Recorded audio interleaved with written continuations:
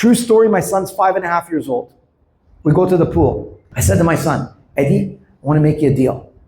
I'm going to take you swimming. But when I say it's time to go, you say, okay, Dad, don't fight me on it. Is it cool? Because I got work to do.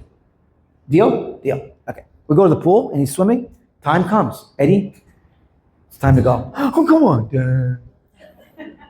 And he gives me those big, beautiful brown eyes. I just start melting. My heart starts dripping on my sandals.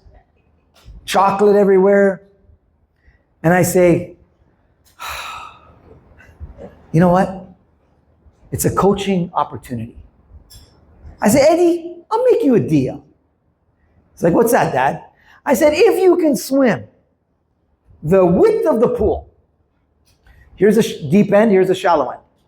If you can swim the width of the pool from here to here without touching the ground once, he does not know how to swim, by the way. You do it without touching the ground once.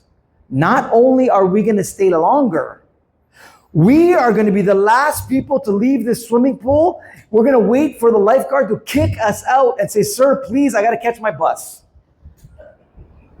He's like, but I can't. What? What'd you say? I can't. I said, Baba. That's what we say. I'm the dad talking, so I say, Dad's talking. So I say, Baba. We don't say, I can't in the Abu Chakra family. He's like, okay, I'll try, Dad. I said, no. I'll try, doesn't work either. He ran out of vocabulary, the poor kid. I said, you say I can, and I will. And I said, say it. He said, I can and I will. I said, say louder. I can and I will. Louder. I can and I will. And then we started attracting someone who wanted attention. So I said, okay, that's good enough. Now, are you ready? And he went, swam. First breath. He can take 2 breaths and then he's got to touch. 1 breath, 2 breaths. 3rd breath, he looked at me. Straight face. No bravo, good job, no heart, none of that stuff. No. I didn't want to propel him from the outside. He kept going, and he kept going, and he kept going. And he got all the way to the other side. He turned around. I'm going to try not to cry, okay? He turned around, and he hugged me. And he said, I love you, Dad. When my son, Jad, his younger brother, turned 5.5, we told Jad this story. But I didn't tell him it was Eddie. Imagine we're in bed now.